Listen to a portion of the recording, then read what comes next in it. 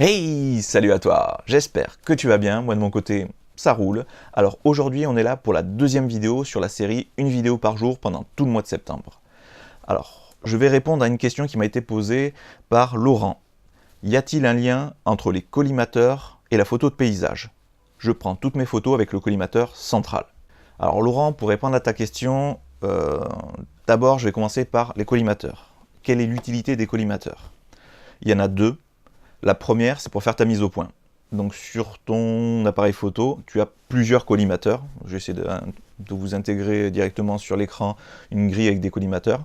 Et en fait, tu vas choisir le collimateur que tu veux pour faire ta mise au point. C'est-à-dire si tu veux utiliser celui qui est tout en haut, tout en bas, tout à gauche, plutôt au milieu, etc. Donc c'est à partir de là où justement tu vas faire ta mise au point.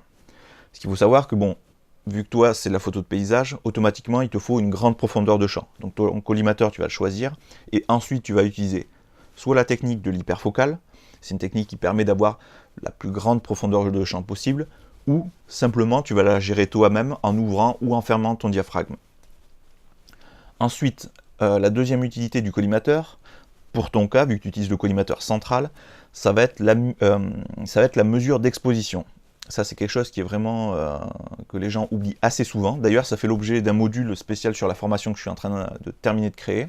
Vu que tu utilises le collimateur central, pour toi, en fait, que tu sois en mesure évaluative ou en mesure spot, ça n'a pas d'incidence. Ce qu'il faut savoir, c'est que la mesure évaluative, comme son nom l'indique, va faire une évaluation sur la totalité de ton image et va gérer l'exposition en fonction de ça. Donc là-dessus, en principe, c'est le mode qui est par défaut. C'est le mode que, on va dire, 90% des gens utilisent. Ensuite, tu as d'autres modes. Mais on va parler, vu que tu utilises le collimateur central, la mesure spot. La mesure spot, elle, va faire une mesure précise justement sur le collimateur central, sur une zone qui représente de mémoire, c'est 4-5% de ton image, en gros, quoi. Alors là, ce qui va se passer, c'est que si tu as une grande source de lumière au centre de ton image, je veux dire, on va dire le soleil, mais ou une source de lumière, peu importe, du coup, il va faire la mesure sur ton soleil, s'il est exactement au niveau vers ton collimateur central. Donc du coup, lui, il va avoir tendance à exposer correctement cette grosse source de lumière, mais par contre, du coup, tout le reste va être vraiment très sous-exposé. Donc la mesure spot, elle est plutôt utilisée justement pour du contre-jour. C'est-à-dire, par exemple, tu es sur une plage, coucher de soleil, tu as ton sujet qui est ici, le soleil est là, tu vas faire la mesure spot justement sur ta personne, sur la personne, ton sujet, le groupe de personnes, etc. quoi. Parce que si tu le fais sur le soleil, ça peut être pas mal aussi, mais du coup ça va créer, tes sujets vont être entièrement noirs, quoi. Ils vont être plus que sous-exposés. À la limite, ça peut être sympa justement pour faire une silhouette, mais on va dire pour les photos de vacances, non, ça c'est pas l'intérêt, quoi, on va dire.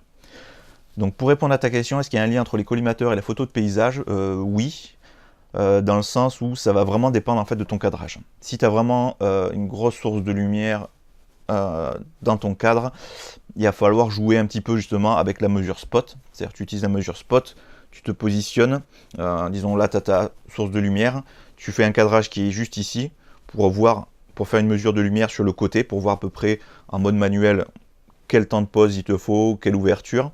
Ensuite, tu te repositionnes sur ton vrai cadrage. Tu regardes à peu près avec le soleil ou la source de lumière que tu as pour voir à peu près le niveau. Donc après, ce que tu peux faire, c'est faire quelque chose entre les deux.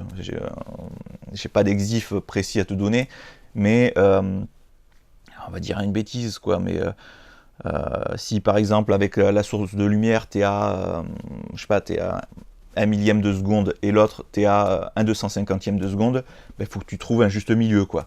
Donc du coup, tu vas avoir tendance à te positionner entre 1 500e de seconde et 1 750e à peu près, quoi. Donc du coup, après, c'est du dosage, quoi.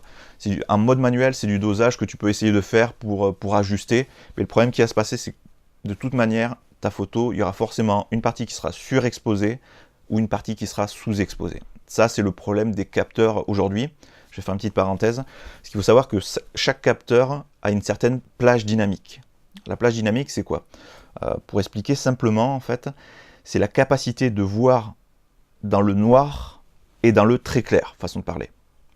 Pour schématiser, pour arriver à mieux se représenter, imaginez, vous prenez votre appareil photo, ou tout simplement, tu prends ton smartphone, tu dis par exemple à quelqu'un de se mettre face dos à une fenêtre, ce qui fait que, en pleine journée bien sûr, parce que la nuit ça apporte rien, mais en pleine journée, si tu essayes de prendre une photo justement de la personne dos à la fenêtre, tu vas avoir deux possibilités. Soit avoir la lumière qui est, tout ce que tu vois dans la fenêtre correctement exposé, soit tu vas avoir au contraire ton sujet qui sera correctement exposé, mais par contre, tout ce qui sort de la fenêtre va être cramé, ça sera blanc, il y sera une grosse source de lumière. Et en fait, la plage dynamique, c'est la capacité justement de voir dans justement le très sombre, c'est-à-dire ton sujet tel qu'il est dos à une grosse source de lumière, et voir dans les zones très claires. À l'heure d'aujourd'hui, on est quand même très limité sur les appareils photo. Donc voilà, j'espère avoir à peu près répondu à ta question, mais voilà, les collimateurs, voilà, la première utilité, c'est la mise au point. La deuxième, après, ça va être la mesure, mais sur Canon, en principe, tout se fait au centre. Donc je pense que on avait déjà discuté, je crois, sur une vidéo, et je crois que tu m'avais dit, je crois que tu étais sous Canon, Laurent. Tu me contredis dans les commentaires si je dis une bêtise ou quoi. Mais voilà, le truc qui va se passer, voilà, c'est à partir du moment où tu fais une mesure centrale, en fait, tu as juste à choisir le mode soit mesure spot, soit mesure évaluative. Mais ça, comme j'ai expliqué, ça va dépendre vraiment de ton cadrage. Si tu as une source de lumière, sur ta photo, l'exposition est uniforme, il n'y a pas de grosses sources de lumière. Par exemple, quand tu prends une ville le soir, c'est-à-dire tu vas avoir des bâtiments qui seront quand même assez sombres parce que les lumières seront plus orientées sur la route et dans ta direction. Du coup, oui, là, il faut essayer d'utiliser une mesure plutôt spot. Enfin, moi, j'aurais tendance à utiliser plutôt une mesure spot qu'une mesure évaluative. Surtout si tu as les sources de lumière vers toi, parce que sinon tu vas devoir vraiment énormément surexposer, remonter l'exposition au niveau de tes murs, de ton château, de ton bâtiment, etc. quoi. Donc voilà, après ça va vraiment dépendre des conditions. D'ailleurs j'en parle dans la formation que je suis en train de créer, je fais une introduction justement à la photo de paysage, et justement je parle de tous ces différents modes, je parle des différents modes de mesure de la lumière, et je mets en condition chaque mode. J'espère avoir répondu à ta question Laurent. Si tu as d'autres questions, ou si tu veux des confirmations ou des explications un petit peu plus poussées, n'hésite pas à mettre un message dans les commentaires. Bon moi, sur ce, je vous laisse, portez-vous bien, sortez et faites des photos.